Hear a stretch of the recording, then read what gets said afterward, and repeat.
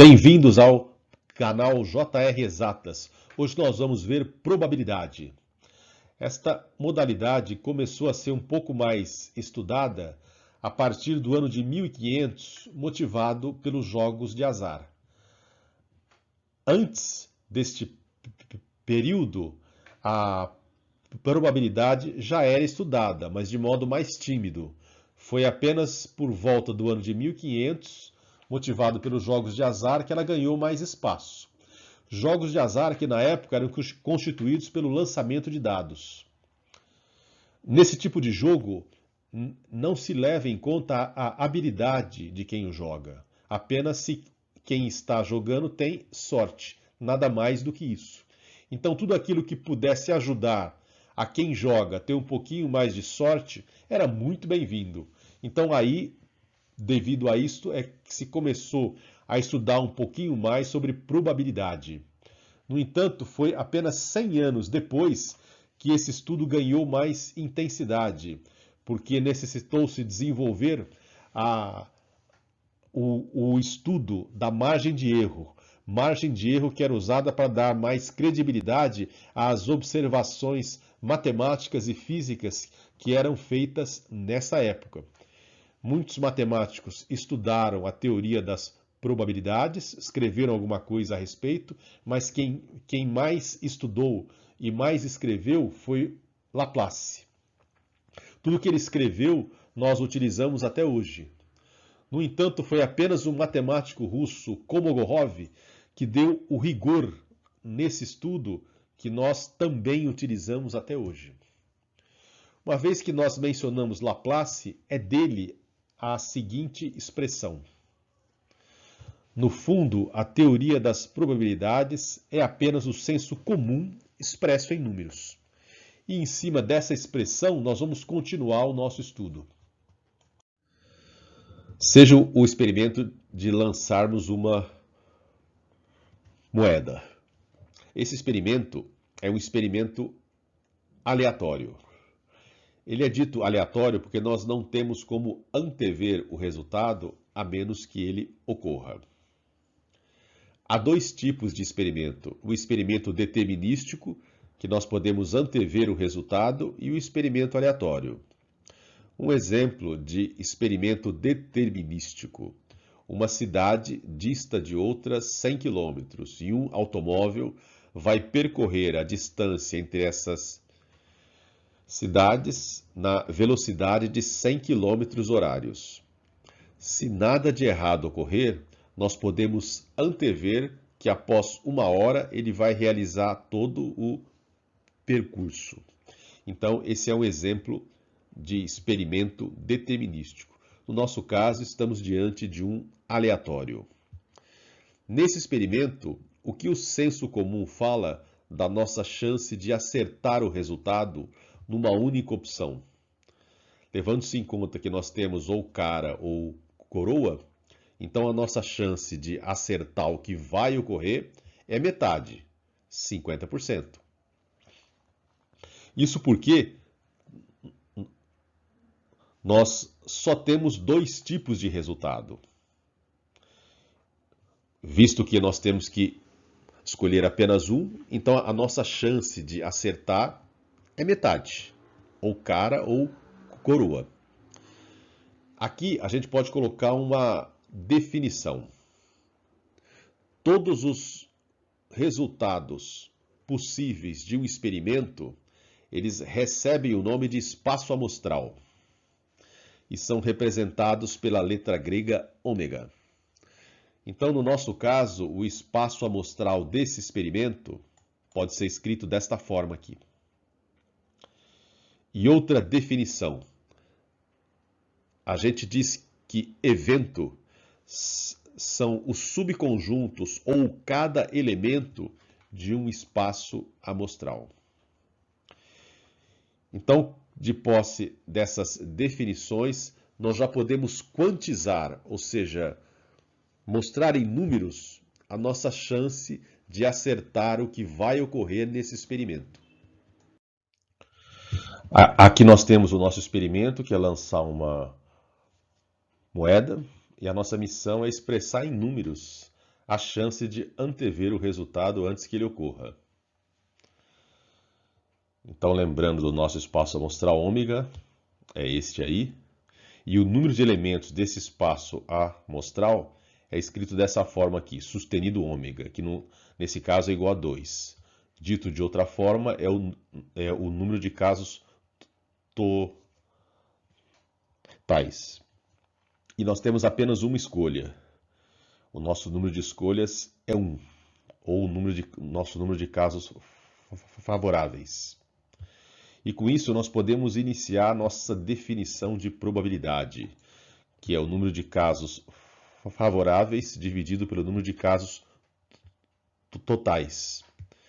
Então, colocando aquilo que nós já temos, os números que nós já temos, é meio. Mas, a fim de que nós tenhamos uma ideia melhor, a gente sempre expressa em termos de porcentagem, que aí fica mais fácil mensurar. Então, eu vou escrever isso dessa forma. Meio é igual a 5 décimos, vezes 10 por 10, que no denominador tem que surgir o 100, e nós temos 50%. A nossa chance realmente é metade, como nós já havíamos antevisto. Só que, para que isso seja uma probabilidade, precisa obedecer essa regrinha aqui, ó. Seja um experimento A qualquer e P de A a sua probabilidade.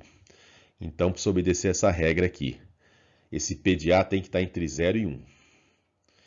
Ou, expressando em termos de porcentagem, entre 0 e 100%. Onde 1 é o nosso evento certo, é a probabilidade do nosso espaço amostral, e o 0 é aquele evento que não está no nosso espaço amostral. Lembrando então da definição de probabilidade, nós temos que a chance do evento certo é 1, já que por definição a probabilidade é igual ao número de casos favoráveis dividido pelo número de casos total. O número de casos total é o ômega, o nosso espaço amostral todo. Então, dividindo o espaço amostral todo por ele mesmo, que é o evento certo, é assim que simboliza o evento certo, o resultado é 1. No caso do evento vazio, que é 0, um exemplo disso é o lançamento de um dado. No lançamento de um dado, nosso espaço amostral vai de 1 a 6. Então, qual seria a chance ou a probabilidade de nós obtermos uma face maior do que 6? Esse evento é o evento representado pelo símbolo vazio, porque ele não existe. Então, é 0 essa probabilidade. Vamos agora, então, ver a probabilidade da união de dois eventos. Então, seja um espaço amostral ômega qualquer, com dois eventos A e B. Nós dizemos, então, que o número de elementos de A unido com B, representado dessa forma ou dessa aqui, sustenido aqui no caso, ou esse eninho aqui de números, os dois jeitos são iguais, é isso aqui. A mais I, mais B mais I, menos o I, porque nós estamos contando o I duas vezes. Então, escrevendo isso em termos de união e intersecção, é a mesma coisa que escrever isso aqui. N de A unido a B é igual a N de A mais N de B menos N de A inter B. Vamos agora escrever isso em termos de probabilidade. Lembrando que nosso espaço amostral ômega, ele contém o A e o B. Se ele contém o A e o B, então nós podemos escrever isso aqui. O número de elementos de ômega é maior do que 0. Se ele é maior do que 0, eu posso dividir essa expressão aqui toda, que nós acabamos de encontrar, por n de ômega, pelo número de elementos de ômega. Nós vamos ter esse resultado aqui. Lendo esse resultado, nós temos que isso aqui, por exemplo, é a mesma coisa que a probabilidade da união de A e B. Isso aqui é a probabilidade da união, desculpem, a probabilidade de A ocorrer. Então, lendo toda essa expressão em termos de probabilidade, nós temos essa resultante aqui. P de A unido a B é igual a P de A mais P de B menos P de A inter B. Essa expressão aqui é muito importante porque nós vamos tirar outra afirmação daqui.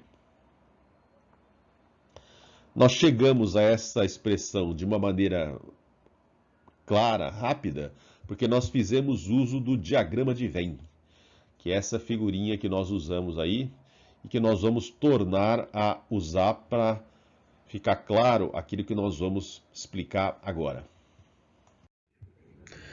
Nesse caso, se nós tivermos a probabilidade da intersecção igual a zero, ou seja, isso aqui, lançando mão de um diagrama, o diagrama de Venn, nós temos aqui o nosso espaço amostral ômega, evento A e evento B sem intersecção, ou seja, P de A inter B é zero, que representa o nosso caso, o lançamento de uma moeda. O nosso espaço amostral, no caso do lançamento desta moeda, é cara ou coroa, não há intersecção, que é o que está representado aqui no nosso diagrama de Venn. Então, nesse caso, nós podemos dizer que estamos diante de dois eventos mutuamente exclusivos, quando a intersecção deles é nula. Se em um espaço amostral todos os eventos têm a mesma probabilidade, no caso nosso aqui, por exemplo, a probabilidade de cair cara é a mesma da probabilidade de cair coroa, que é igual a meio, então nesse caso nós estamos diante de um espaço amostral equiprovável. Essa é outra coisa legal que a gente tem que memorizar. No nosso caso, se nós temos no lançamento de uma moeda um espaço amostral equiprovável, então nós podemos afirmar seguramente que a nossa moeda é honesta, ou seja, ela não tem vício, não é uma moeda viciada. Vamos agora pensar num espaço amostral dividido apenas em duas partes. Então, uma parte a gente chama de evento A, e a outra parte é aquilo que não é o A, ou o complemento, que a gente chama de A complemento, ou então A barra. A gente pode utilizar qualquer uma das notações. No caso aqui, eu vou usar o AC, que é o A complementar, que é mais intuitivo. Do número de elementos desse espaço amostral, pode ser escrito dessa forma aqui. N de ômega é igual a N de A mais N de A barra, ou A complementar, tanto faz. Nesse caso aqui, eu vou dividir tudo pelo número de elementos de ômega, porque eu quero ter uma notação em termos de probabilidade. Então, vou dividir tudo pelo número de elementos do espaço amostral todo. Então, vou fazer isso aqui. Agora, interpretando essa expressão que nós acabamos de obter, nós temos exatamente isso aqui.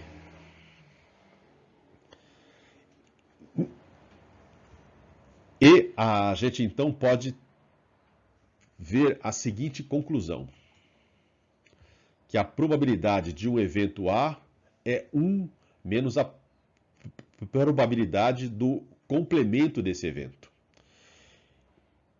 Então isso aqui é muito importante a gente ter em mente, porque às vezes é mais fácil a gente obter a resposta de uma questão obtendo o evento complementar, ou seja, aquilo que a questão não está pedindo, e tirar da unidade. E aí nós obtemos a resposta da questão. No lançamento de um dado, qual a probabilidade de obter a face 2 ou uma face par? Inicialmente, vamos colocar o nosso espaço amostral e o número de elementos dele. Agora, nós temos dois eventos. O evento A, que é obter a face 2, e o evento B, que é obter uma face par. Então, escrevendo o conjunto desses eventos, nós temos isso aqui, o A igual a 2 e o B igual a 2, 4, 6. E nós temos uma intersecção, já que o número 2 ele está tanto no evento B quanto no evento A. Então, A inter B é igual a 2. Agora sim, a gente pode lançar mão da probabilidade da união de dois eventos, que é essa expressão aqui que nós já sabemos como obtê-la. Colocando então os valores que nós encontramos, a resposta pedida é meio. No lançamento de um dado, qual a probabilidade de não se obter a face 1? Aqui então, nós temos um evento que nós não obtermos como resultado 1. Então, o nosso evento A é igual a 2, 3, 4, 5, 6. E o nosso espaço amostral ômega é 1, 2, 3, 4, 5, 6. Então a resposta é quase imediata, 5/6. Nós poderíamos resolver isso aqui de uma outra maneira, lembrando da probabilidade complementar, que a expressão é essa aqui. Lembrando que, então, que a nossa probabilidade complementar é igual a 1/6, já que é a de nós obtermos o resultado 1. Então, a resposta da questão é 1 menos 1/6, que é 5/6. Nós vamos ver agora a probabilidade condicional. Esta probabilidade, ela une dois eventos, ou seja, nós queremos saber a chance de um evento ocorrer, levando-se em conta que um outro evento já ocorreu. Então, a definição dela é escrita assim: probabilidade condicional é a probabilidade de um evento ocorrer, dado que outro evento já ocorreu. Tudo isso dentro de um mesmo espaço amostral. Ora, como nós já sabemos que um determinado evento já ocorreu antes de fazer o cálculo daquele evento que nós queremos, nós temos que concordar que o espaço amostral ele é alterado. Isso é importante a gente guardar no conceito desse tipo de probabilidade, que ela altera o espaço amostral. A notação é essa aqui, P de A barra B, ou seja, é a probabilidade de A ocorrer, dado que o B já ocorreu. A gente vai descobrir isso utilizando o diagrama de Venn. Nós temos aqui um espaço amostral ômega e dois eventos, A e B. Então, se nós já sabemos que o B ocorreu, o nosso espaço amostral não é mais o ômega, mas sim o B. E nós queremos, então, a probabilidade de A. Ou seja, o A só vai ocorrer, levando-se em conta que o B ocorreu, na intersecção. Então, nós podemos escrever isso aqui, ó, que é I dividido por B. Vamos notar isso em termos de número de elementos de A e B. O I é a intersecção, então é o número de elementos da intersecção, N de A inter B. E o B, né, é o número de elementos de B, que é o nosso novo espaço amostral. Ora, nós queremos essa representação em termos de probabilidade de A e de B. Então, aquilo que vai ser feito agora é dividir o numerador e o denominador pelo número de elementos de ômega, resultando nessa expressão. Então, nós vemos que a expressão do numerador, N de A inter B, dividido por N de ômega, é a mesma coisa que P de A inter B.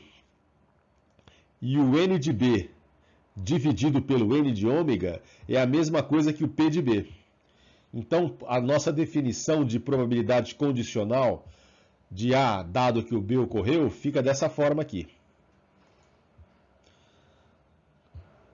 Essa é a definição, então, de uma probabilidade condicional.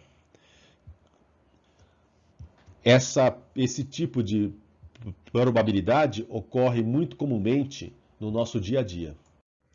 Então, da nossa definição de probabilidade condicional, nós vamos escrever a probabilidade da intersecção P de A inter B. Fazendo a multiplicação, P de A inter B é igual a P de A dado B vezes P de B. No entanto, se os eventos A e B são independentes, o que acontece com P de A dado B? O A ocorre independente do B ocorrer ou não. Então, com isso, a gente pode escrever o seguinte. No caso de A e B serem independentes, P de A dado que B ocorreu é igual a P de A. Embora os eventos A e B sejam independentes, nós não podemos dizer que a intersecção é zero, ou seja, não existe intersecção.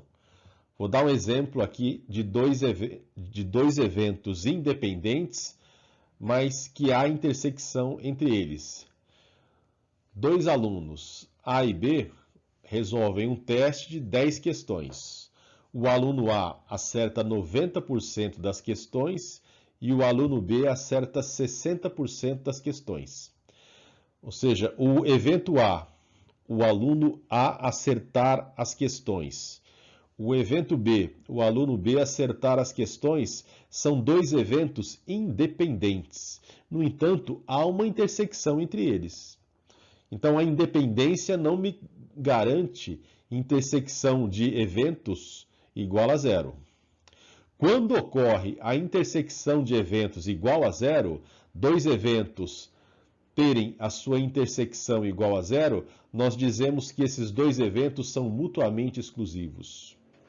Mas voltando aqui, se nós temos que P de A dado B é igual a P de A se eles são independentes, a nossa intersecção fica como sendo P de A vezes P de B, se A e B são independentes.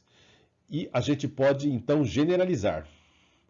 P de A1 inter A2 inter A N é igual a P de A1 vezes P de A2 vezes P de AN, com AI, cada AI independente. Isso tem um nome. Isso se chama regra do produto. Só que essa regra só vale se os eventos são independentes. Se eles não forem, nós temos que utilizar a probabilidade condicional. Vamos ver a lei binomial da probabilidade ou distribuição binomial. Nesse caso, nós temos que fazer duas considerações. Consideração número 1.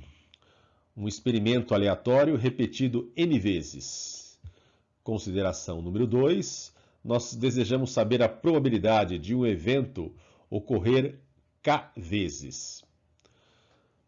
Então, nós vamos lançar a mão de uma situação para ficar claro a explicação deste conceito.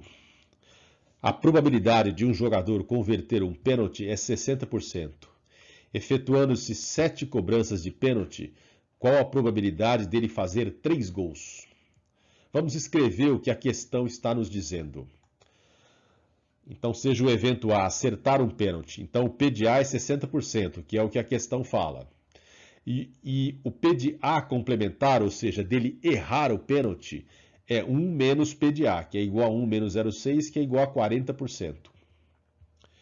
Então, agora nós temos o evento efetuar 3 gols e o outro evento errar 4 cobranças. Então, vamos ver o evento de efetuar 3 gols. No caso, o que tem que acontecer? É o P de A inter A, ou seja, ele tem que executar o mesmo evento 3 vezes consecutivas. E como esses eventos são independentes, eu posso fazer a multiplicação e eu tenho P de A ao cubo. Isso aqui eu vou chamar então de P de X. No caso dele errar 4 pênaltis, eu tenho que errar um, e errar outro, e errar outro, e errar outro. Ou seja, A complementar, inter A complementar, etc. Como são independentes, eu vou efetuar a multiplicação. E aí eu tenho que o meu resultado é o P de A complementar elevado à quarta potência. Isso aqui eu vou chamar de P de Y. E assim nós temos P de x é igual a 0,6 elevado ao cubo e P de y é igual a 0,4 elevado à quarta. Então aqui nós temos o nosso P de xy, ou seja, o x é o evento dele acertar 3 cobranças e o y é o evento dele errar 4 cobranças nas 7 que ele vai executar. Como são dois eventos independentes, eu posso fazer a multiplicação deles. E esse é o resultado dele acertar 3 cobranças e errar 4. No entanto, eu posso obter esse resultado de várias formas. Na cobrança inicial, nesse caso aqui, eu posso errar e na seguinte eu posso converter. Nessa outra sequência, eu posso acertar a cobrança inicial, acertar a segunda cobrança e errar a terceira cobrança. Então, há várias maneiras de eu efetuar 7 cobranças e errar 4. Então, o número total de maneiras que isso pode ser feito, a gente consegue obter utilizando a análise combinatória. E lá, o jeito que nós vamos resolver isso é a mesma coisa que obter os anagramas de uma palavra de 7 letras, tendo as letras A e AC repetidas. Numericamente, nós temos essa expressão aqui. Levando-se em conta que nós queremos obter o número de acertos, então no número binomial eu vou escrever 7, 3 a 3. Porque o número de acertos são exatamente 3. Porque esse número binomial é o mesmo que 7, 4 a 4. Mas a gente vai utilizar essa expressão aqui porque nós temos que colocar o número de acertos, que é o que está sendo pedido.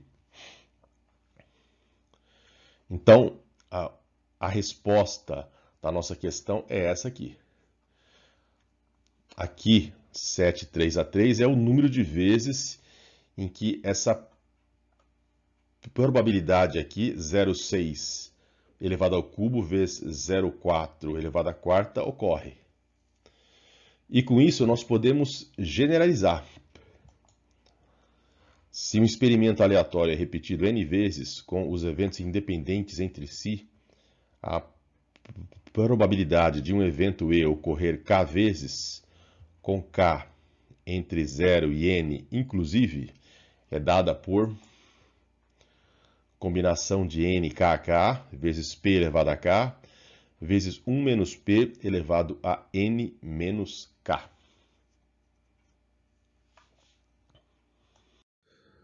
Nós temos aqui um exercício muito comum que vai nos ajudar a fixar o conceito de probabilidade condicional. Vamos a ele, então. Uma companhia oferece curso de treinamento aos seus operários. Observou-se que um operário recentemente admitido que frequentou o curso tem 82% de chance de cumprir a sua meta de produção. Ao passo que, se não frequentou o curso, esta chance vai cair para 35%. Dos operários recentemente admitidos, sabe-se que 80% deles frequentaram o curso. Escolhendo-se aleatoriamente um operário recém-admitido, qual a probabilidade dele não cumprir a meta? Antes, uma pequena curiosidade. Companhia NIA não existe, independente do contexto em que ela esteja sendo usada. O correto é companhia. Agora vamos voltar à questão. Eu vou escrever 2 eventos que me vêm inicialmente à mente após ler a questão. Frequentou o curso e não frequentou o curso. Então, um eu chamo de FC, frequentou o curso, e outro NFC, não frequentou o curso. E, claro, tem 2 outros eventos importantes também.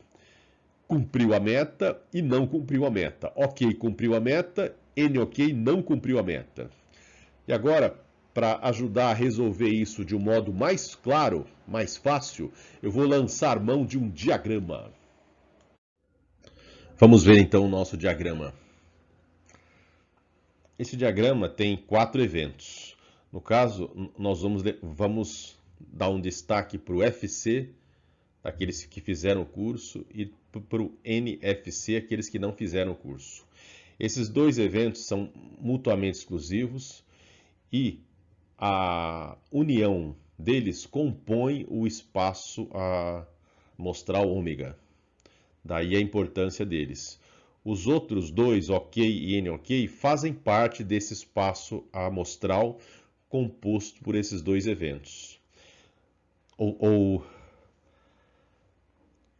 seja, além do OK e do NOK, pode haver outros eventos nesse espaço, mas a questão só está levando em conta o OK e o não OK. O que compõe o espaço amostral são os eventos FC e NFC. A união deles forma o ômega, que é o espaço amostral todo. Então a gente pode escrever isso dessa forma. Uma vez isso posto, vamos colocar as informações que a questão nos dá. 80% daqueles que foram admitidos fizeram o curso. 82% de quem faz o curso tem chance de cumprir a meta. Uma outra coisa que é dita também é que 35% de quem não faz o curso também tem chance de cumprir a meta. Nós não podemos somar esses 2 eventos, 82% e 35%, porque eles são obtidos com dados de contextos distintos. O 82% é uma probabilidade condicional condicionada ao contexto FC. E o 35% é uma probabilidade condicional condicionada ao NFC. Então, nós não podemos somar esses 2 eventos. O mesmo raciocínio vale para o NOK. A gente não pode somar o que está dentro dele. No entanto, aquilo que a gente pode fazer é uni-los em relação ao mesmo contexto. Então, agora vamos colocar aquilo que está faltando nesse diagrama. Se 80% fazem o curso, 20% não fizeram. Se 82% tem chance de cumprir a meta dado que fizeram o curso, 18% não tem, não cumprem. Se 35% também tem chance de cumprir a meta dado que não fez o curso, 65% não tem. Vamos agora escrever em termos de probabilidade. Inicialmente nós temos P de FC, que é 80, e P de NFC, que é 20. O 82% é a probabilidade de quem não cumpriu o curso, a probabilidade daqueles que não cumprem a meta, dado que fizeram o curso, ou seja, estão no contexto do FC. O 35% está no contexto NFC. São todos aqueles que cumprem a meta, dado que não fizeram o curso. Analogamente, nós vamos escrever para o NOK. E aquilo que a questão está pedindo são aqueles que não cumprem a meta, PNOK. Nós temos que compor esse NOK, ou seja, que não cumpriram a meta, levando em conta 2 contextos. O contexto do FC, fizeram o curso, e o contexto do NFC, não fizeram o curso. No contexto daqueles que fizeram o curso, a gente pode entender que o N ok é o N ok a intersecção com o FC, unido com aquele N ok que está no contexto NFC, ou seja, N ok intersecção com NFC. E como nós temos aqui muito pouco espaço, eu vou dar nome aos bois. Ótimo. E a probabilidade pedida, Pn ok, é igual a P de A unido a B. Desmembrando o P de A unido a B, nós temos isso aqui. Pn ok é igual a P de A mais P de B menos P de A inter B. P de A inter B é zero, porque são dois eventos disjuntos ou mutuamente exclusivos. Então, aquilo que a questão nos pede é a soma de P de A mais P de B. Bom, aqui está a resposta, ou melhor dizendo, como nós vamos obter a resposta. Nós temos que achar a probabilidade de não cumprir a meta e ter feito o curso, mais a probabilidade de não cumprir a meta e não ter feito o curso. Inicialmente, vindo nesta não cumpriu a meta e fez o curso, esta expressão aqui, esta probabilidade, está no contexto da probabilidade condicional, porque ela tem que estar condicionada ao fato de ter se feito o curso. Então nós temos que pensar assim: probabilidade de não cumprir a meta, dado que fez o curso. Lembrando da expressão, essa é a expressão correta. Uma vez que nós temos que isolar o numerador, multiplicaremos em cruz. E aí, substituindo cada valor, nós temos este resultado aqui para essa parte aqui. Vamos pensar da mesma forma para obter esse outro resultado aqui. Essa é a expressão. Não cumpriu a meta, dado que não fez o curso. E aí, multiplicando em cruz e substituindo os valores, nós temos esse outro resultado aqui. Assim sendo, a resposta da nossa questão é 27,4%. Esse exercício, na literatura, ele está no contexto de probabilidade total. Inclusive, há uma expressão que nós podemos colocar esses resultados e já obtemos a resposta de imediato. Mas é mais uma expressão que nós temos que guardar. E eu acho que, desde que a gente saiba o básico e tenha vontade de raciocinar, a gente consegue resolver qualquer questão. E, além do que, influencia uma melhora na nossa criatividade. E com isso eu encerro essa aula. Muito grato pela atenção.